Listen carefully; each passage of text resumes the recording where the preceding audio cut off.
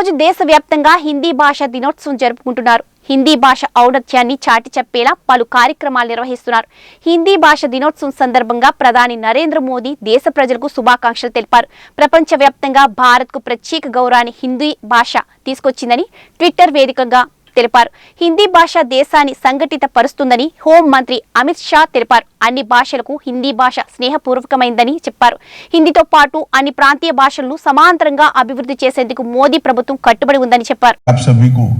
बहुत बहुत शुभकामनाएं। हमारा देश दुनिया भर में सांस्कृतिक और भाषाई दृष्टि से बहुत समृद्ध है।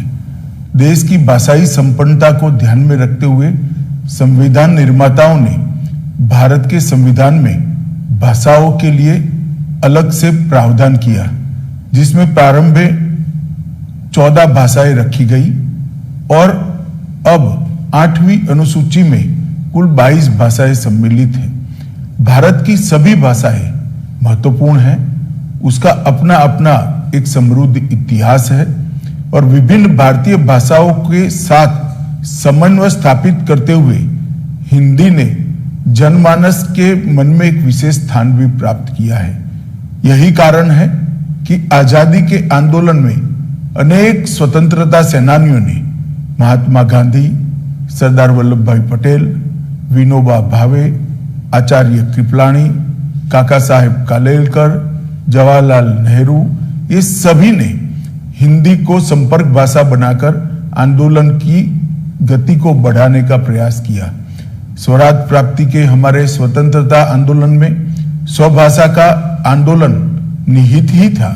स्वतंत्रता प्राप्ति के बाद हिंदी की महत्वपूर्ण भूमिका को देखते हुए संविधान निर्माताओं ने अनुच्छेद 343 द्वारा संघ की राजभाषा हिंदी और देवनागरी लिपि को अपनाया। संविधान के अनुच्छेद 351 में हिंदी भाषा के विकास के लिए हमें निर्देश भी संविधान ने किया है।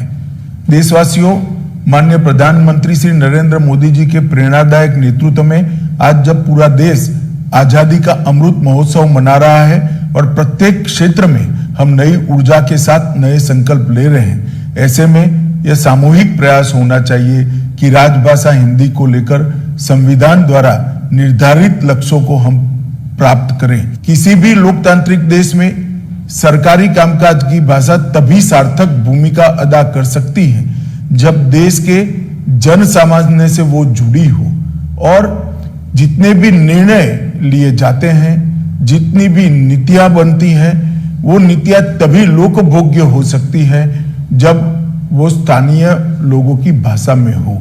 इसके साथ साथ हिंदी को इन्हीं विशेषताओं को ध्यान में रखते हुए 14 सितंबर 1949 के दिन हिंदी को राजभाषा के रूप में स्वीकार किया गया।